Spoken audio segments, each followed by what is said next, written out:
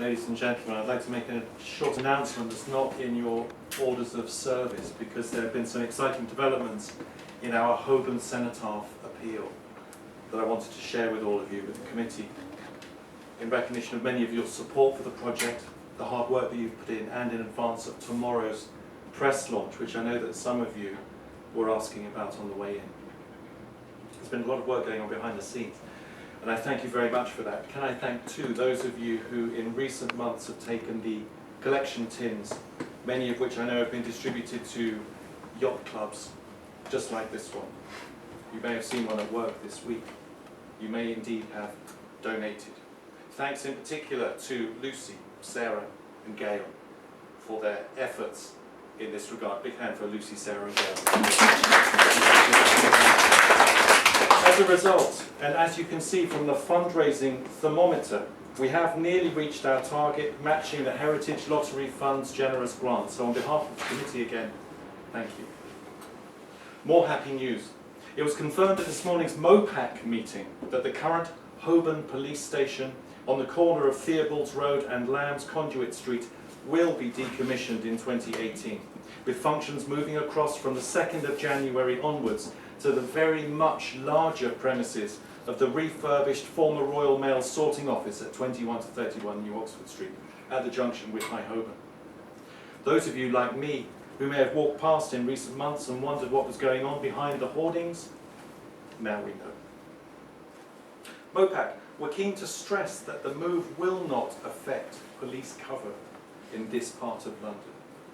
A staggered move will ensure that there is no actual break in the delivery of any key function, and that includes counter and other public-facing services, including the now familiar PCSOs, the Police Community Support Officers,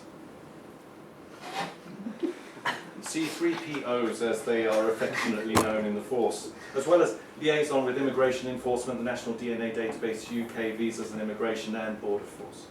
Those assurances received a positive response this morning, and I'm sure that we're all glad to hear them too. Additionally, Her Majesty's Inspectorates, both of constabulary and prisons, also assured this morning's meeting that the larger holding capacity of the state-of-the-art custody suites at the new site do not signal a substantial policy shift in the use of police cells for migrant detention, nor in the accommodation of children, the mentally ill, or prisoners on remand. When I spoke to you last year, you'll remember me telling you that planning approval of our proposed Holborn Cenotaph had of course been conditional upon this decommissioning of the soon now to be former Holborn Police Station site. Following this morning's announcement then, that full approval is now in place. This means that we've been able to bring forward the official launch of the Holborn Cenotaph, which, as some of you know, is to be held tomorrow at 10 o'clock on the steps of Holborn Police Station in Lamb's Conduit Street, soon to be the site of the new Holborn Cenotaph. I should say, any journalists present who have not already been invited, come and see us afterwards for more information about various speakers and timings, the accreditation process for interviews, availability of media images and architectural artists' impressions, CGI illustrations, etc.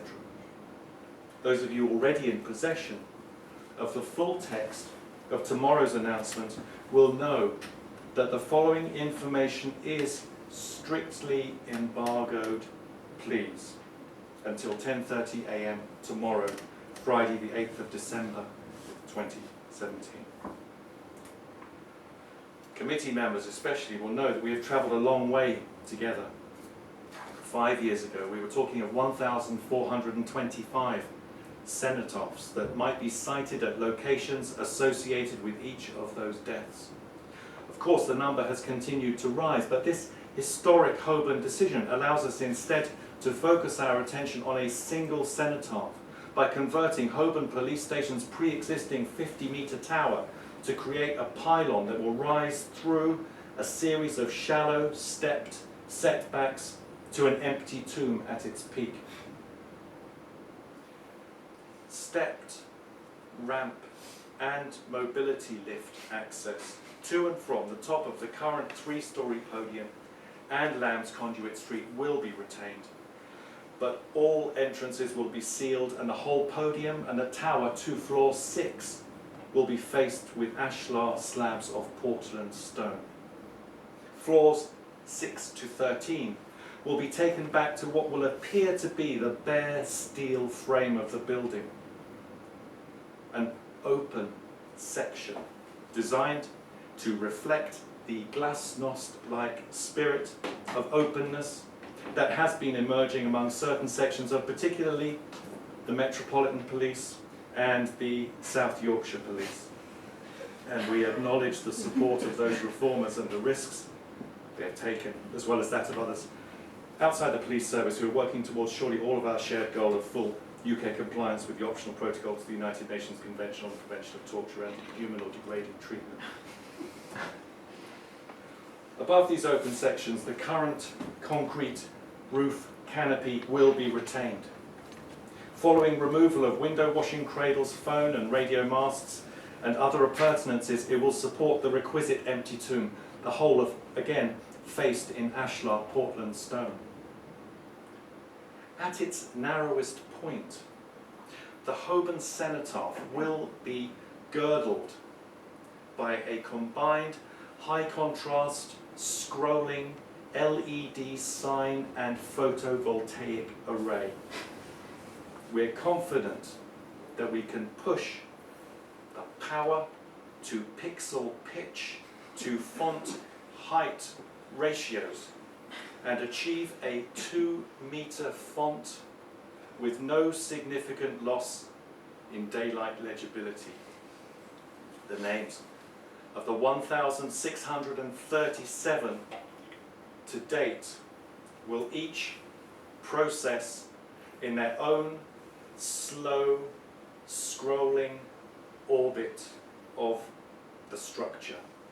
We estimate that it will take some 50 hours to run through the full current cycle in chronological order. There is no limit to the number of names that can be displayed.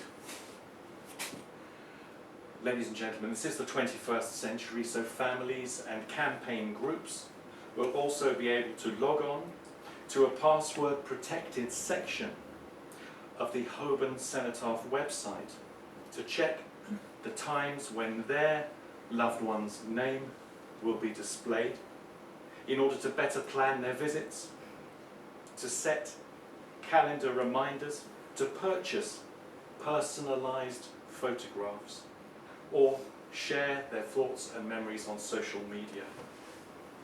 So in conclusion, let me give you that headline again. Following this morning's MOPAC announcement on a schedule for the decommissioning of the current Holborn police station, I'm delighted to confirm that we now have full planning approval for our modest proposal to convert the existing Holborn police station tower on Lambs Conduit Street into a new Holborn cenotaph, a 50-metre high, networked memorial to those men and women who have lost their lives or who will die in contact with the police in the UK.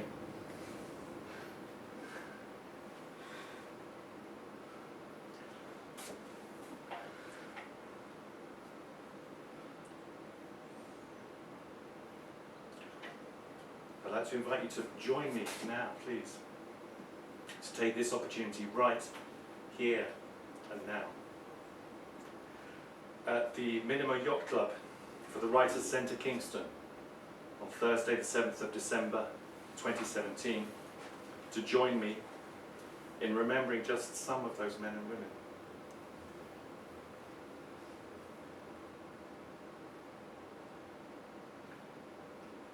John Charles Menezes, Harry Stanley, Omasase Lumumba, Leon Patterson, Joy Gardner,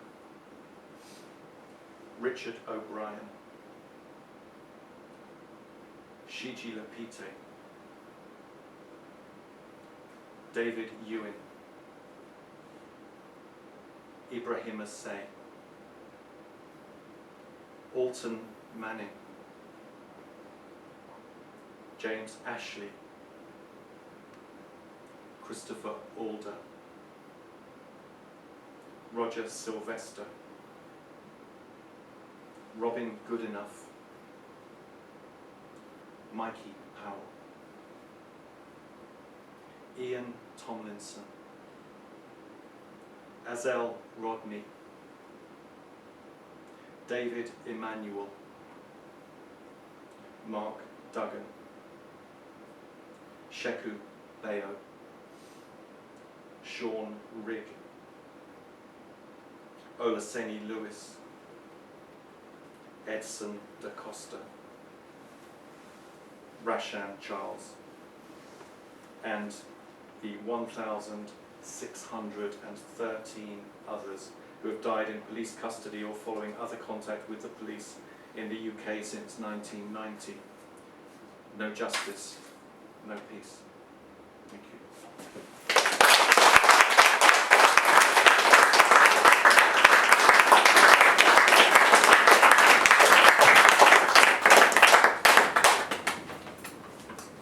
Sadly, there is no Hogan Cenotaph.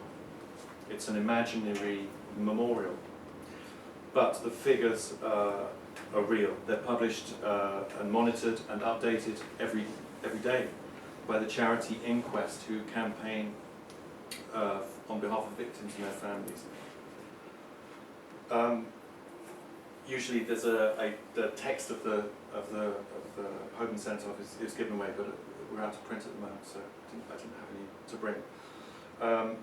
But I did just want to reflect that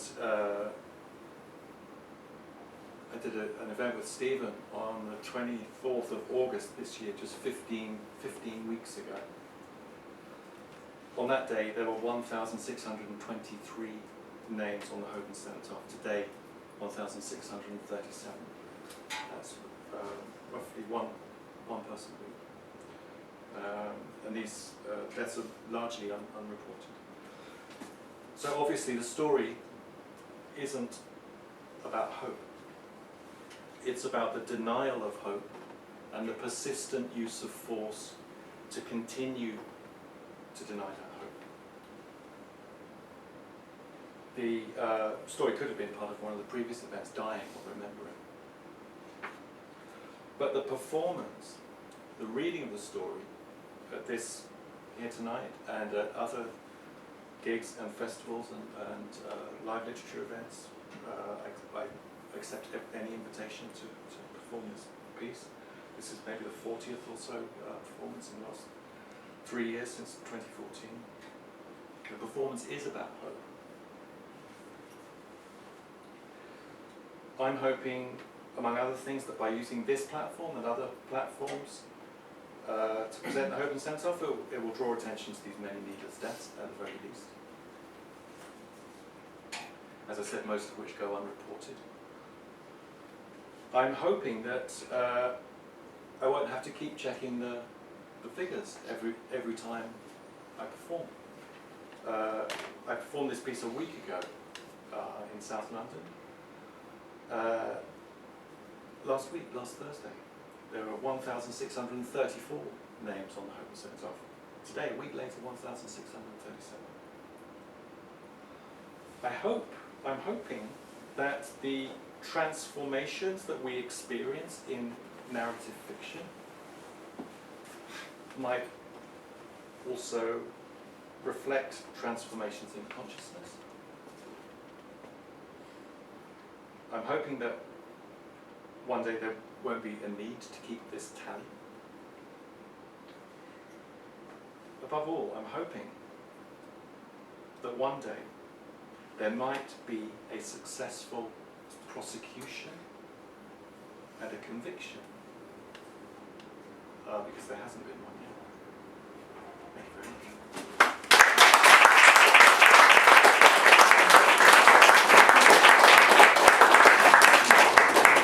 Tony, and thanks to everyone who spoke tonight. Our next event is after the Christmas break. It's January 11th at the Rose Theatre. So please come along if you wish to on Thursday the 11th of January. I believe the bar is going to be open, so if you want to buy a drink here in this beautiful environment, please do, to support the wonderful MINIMA Yacht Club and host most of us tonight. Have a nice evening, have a nice Christmas. Bye. Thank you.